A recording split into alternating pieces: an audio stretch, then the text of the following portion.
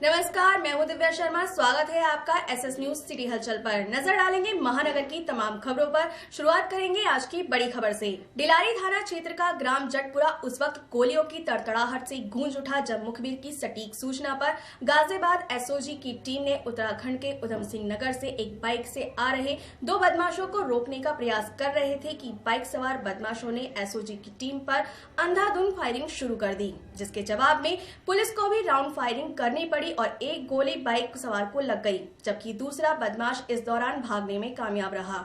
वहीं पुलिस ने बदमाश की तलाशी ली तो बदमाश के पास से 1,30,000 रुपए की नकली करेंसी और एक तमंचा और 2 जिंदा कारतूस बरामद हुए हैं। शनिवार की शाम डिलारी थाना क्षेत्र में उस वक्त अफरा तफरी मच गई जब बदमाश और पुलिस के बीच दिन दहाड़े फायरिंग हो गई। पकड़ में आई करेंसी 2-2 हजार के रुपए के नकली नोट थे। फिलहाल पुलिस आशंका जता रही है कि ये बहुत बड़ा गैंग हो सकता है। इस बात के तार पड़ोसी देशों से भी जुड़ सकते हैं। वहीं अब नकली न्यू करेंसी में दूसरी एजेंसी भी पूछताछ में जुट गई है। यहां बता दें कि वेस्ट यूपी में नकली नोटों की सप्लाई पहले भी होती रही है और नोटबंदी के बाद कुछ दिन बंद रहे तस्करों ने फिर से भारतीय करेंसी में सेंध लगाना शुरू कर दिया है, जिसके लिए वेस्ट यूपी में बेहतर स्लीपर मधुलेस मिल रहे हैं और ये नेपाल उत्तराखंड बॉर्डर के रास्ते नकली करेंसी ले जा रहे हैं। इसी के तहत कल गाजियाबाद और मुरादाबाद पुलिस को मिली सूचना पर ज्वाइंट ऑपरेशन में बड़ी कामयाबी मिली है, जिसमें 1 लाख से अधिक नए नोटों के साथ तस्कर पकड़ में आ गए हैं। इसके साथ ही इस खुलासे से कई सवाल भी खड़े हो गए हैं कि आखिर जाली करेंसी संचालकों तक नए नोटों की डिजाइन इतनी जल्दी कैसे पहुंच गई। इसी को लेकर आईबी और दूसरी एजेंसियों ने आरोपी से अस्पताल पहुंचकर पूछताछ शुरू कर दी है। आज एसओजी की टीम है, क्राइम ब्रांच की टीम है गाजियाबाद की, उसमें एक सब इंस्पेक्टर हैं और उनके साथ और सदस्य हैं। इनको ये सूचना मिली थी कि फेक करेंसी और असलहे का एक गिरोह है जो कई जगहों पर सप्लाई करता है। इस सूचना पर उनकी टीम यहाँ पर लगी हुई थी और जब एक बदमाश जिसका नाम फैसल है अपने एक साथी के साथ थाना डिलारी में जटपुरा एक जगह है, वहां पे जब पहुंचा, इसको जब रोकने की कोशिश की गई तो रुका नहीं, बल्कि मोटरसाइकिल से उतर के खड़ा हुआ और फिर दौड़ के भाग लिया। तो वहां पर फिर इसने 2-3 राउंड फायर किया। फायर करने पर पुलिस बल को अपने प्राण रक्षा में, अपने जान की हिफाजत करने के लिए बल प्रयोग करना पड़ा। इसकी फायरिंग में एक गोली बदमाश के पैर पर लगी और अदम्य साहस का परिचय देते हुए पुलिस टीम ने फिर उसको गिरफ्तार किया और गिरफ्तारी के पश्चात उसकी तलाशी ली गई तो 32 बोर का पिस्टल, मैं कारतूस और 1,34,000 फेक करेंसी 2000 के नोट की मिली है। करेंसी फेक करेंसी है तो इसके लिए संबंधित टीमें जांच कर रही हैं और इस गैंग में कौन कौन और सदस्य हैं, कैसे कैसे ये कार्य करते हैं, कहां कहां सप्लाई करते हैं, सप्लाई करने में कौन कौन शामिल हैं, ये कहां तैयार किया जाता है, इन सारे पहलुओं को देखते हुए योजना चल रही है, हमारी जांच चल रही है।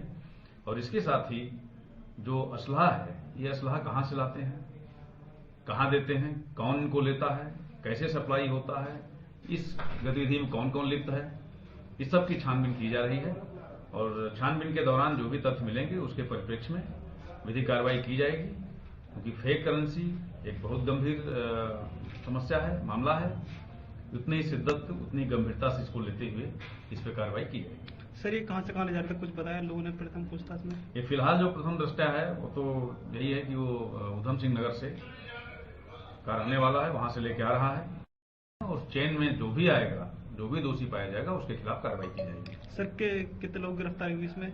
जाकिर बताया जा रहा है वो फरार हो गया है और उसकी हम लोग तलाश कर रहे हैं, उसकी जानकारी कर रहे हैं। सर, जो करेंसी बरामद हुई है कितने के नोट हैं उसमें? 2000 के नोट हैं, 1,34,000 रकम है, इसमें 2000 के नोट। विगत शनिवार को मूड़ापांडे थाना क्षेत्र में उस वक्त सनसनी फैल गई जब 3 दिन से लापता बच्चे का शव एक खेत में पड़ा हुआ मिला। पुलिस ने शव को कब्जे में लेकर पोस्टमार्टम के लिए भेज दिया है और पूरे मामले की जांच भी शुरू कर दी है। उत्तर प्रदेश में अपराध कम होने का नाम नहीं ले रहा है। ताजा मामला मुरादाबाद के मूड़ापांडे थाना क्षेत्र के ग्राम खानपुर लखीम का है। यहाँ 3 दिन से लापता 14 साल के लड़के की हत्या कर दी गई है। लड़के का शव गांव के नजदीक जंगल में मिला है। फिलहाल ग्रामीणों की सूचना पर पहुंची पुलिस ने शव को कब्जे में लेकर पोस्टमार्टम के लिए भेज दिया है, लेकिन प्रथम दृष्टया मामला कुकर्म का माना जा रहा है। वहीं बच्चे का शव मिलने के बाद से मृतक बच्चे के परिजनों का रो रो कर बुरा हाल है। पूरे गांव में शोक की लहर फैली हुई है। वहीं मौके पर पहुंचे एसपी सिटी अभिषेक यादव का कहना है कि मामला दर्ज कर लिया गया है, जल्द ही आरोपी कानून के शिकंजे में होगा। देखिए, एक 14 वर्षीय बच्चे की गांव खानपुर लखी में डेड बॉडी मिली है और ये उसका मर्डर करा गया है। गला घोट के उसकी हत्या करी गई है। इसमें पुलिस ने मौके पर पहुंच के फील्ड यूनिट पहुंची। मौके पर फील्ड यूनिट ने अपने साक्ष्य इकट्ठा किए हैं और मुआयना किया है, सारी चीज़ें करी हैं। मौके से जो साक्ष्य मिले उनको इकट्ठा किया गया है और इसमें 302 का मुकदमा लिख के पुलिस अपनी इन्वेस्टिगेशन में जुट गई है और बहुत ही जल्दी इस केस का खुलासा किया। शनिवार की शाम मैनाठेर थाना क्षेत्र में उस वक्त हड़कंप मच गया जब एक निर्माणाधीन निजी अस्पताल का बीम गिरने से एक मजदूर की मौत हो गई। पुलिस ने शव को पोस्टमार्टम के लिए भेज दिया है। मैनाठेर के फरीदपुर में उस समय अफरा तफरी मच गई जब एक युवक नवनिर्माण मकान के बीम के नीचे दब गया। बताया जा रहा है कि युवक फरीदपुर के एक मकान में मजदूरी कर रहा था। मकान का बीम तोड़ते समय बीम गिर गया, जिसमें उस दबकर उसकी दर्दनाक मौत हो गई।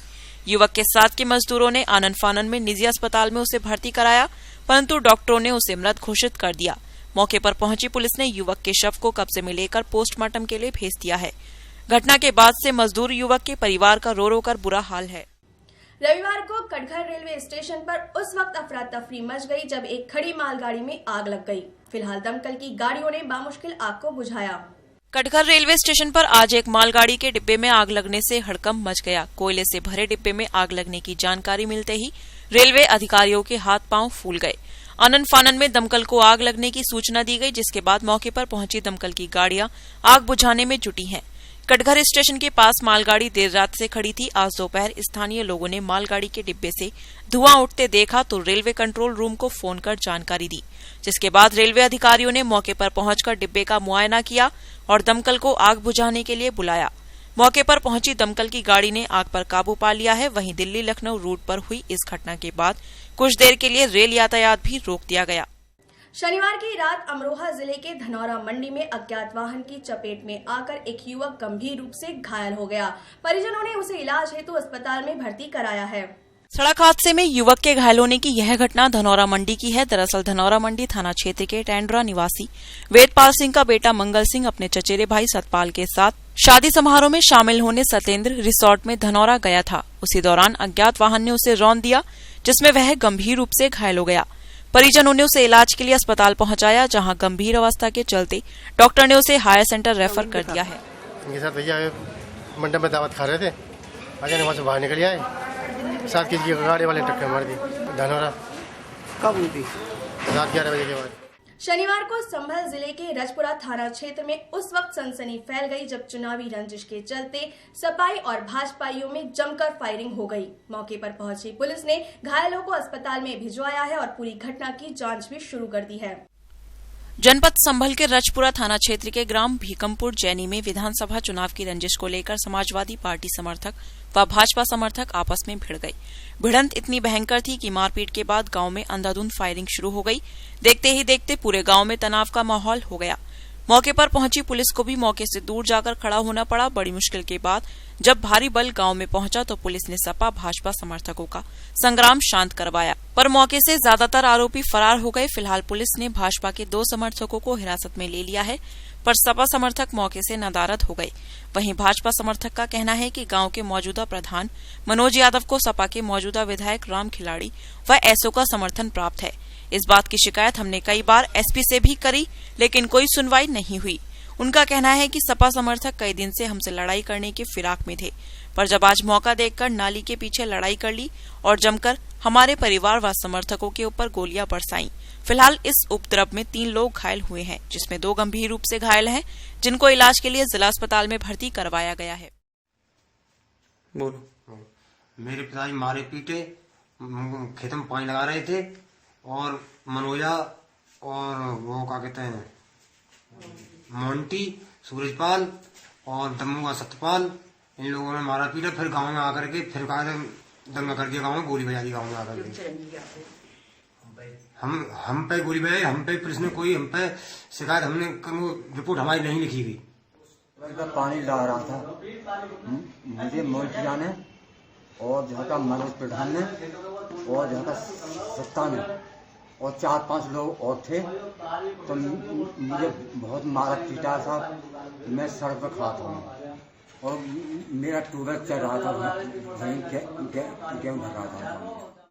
मंझोला थाना क्षेत्र में संदिग्ध परिस्थितियों में एक महिला की मौत हो गई। मृतक के परिजन ससुरालियों पर दहेज हत्या का आरोप लगा रहे हैं। संदिग्ध परिस्थितियों में फांसी लगाकर महिला की मौत की ये घटना मंझोला थाना क्षेत्र स्थित मंगूपुरा की है। गौरतलब है कि 1 साल पूर्व रामपुर जिले के शाहाबाद थाना क्षेत्र स्थित बड़ा गांव निवासी रामसरन ने अपनी बेटी रचना की शादी मंगूपुरा निवासी विनोद कुमार के साथ की थी। विगत शनिवार को उसकी संदिग्ध परिस्थितियों में मौत हो गई। मृतका के परिजन ससुरालियों पर दहेज हत्या का आरोप लगा रहे हैं। फिलहाल पुलिस ने आरोपी पति को हिरासत में लेकर पूछताछ शुरू कर दी है और शव को पोस्टमार्टम के लिए भेज दिया है। इसके घटना फांसी गला दबा के मारा गया। इसको कितना मारा? जिस लड़के के साथ पति ने। क्यों मारा? उसके ऊपर दहेज के ऊपर। कब हुई थी शादी? ये 13 मई को हुई थी। 13 मई को ना? कितने साल हो गए? अरे 13 मई 2016। तो कितने रुपए की डिमांड कर रहे थे? क्या मांग? 4 व्हीलर गाड़ी मांग रहा था। तो जब आप पहुंचे तो आपने किस हालत में देखा थे भाई लोग? हमने तो मृतक देखा उसको। ससुरालिए थे उसके वहाँ पे? हाँ, मतलब लड़की के पापा भी पहुंच गए, भाई भी पहुंच गए, हम भी पहुंच गए। तो हम पुलिस ने कितना पकड़ा है? पुलिस ने पकड़ा देखो। हाँ, उसको लड़के को पकड़ा। और आज के बुलेटिन में बस इतना ही। कल फिर हाजिर होंगे और खबरों के साथ। देखते रहिए SS न्यूज सिटी हलचल। नमस्कार।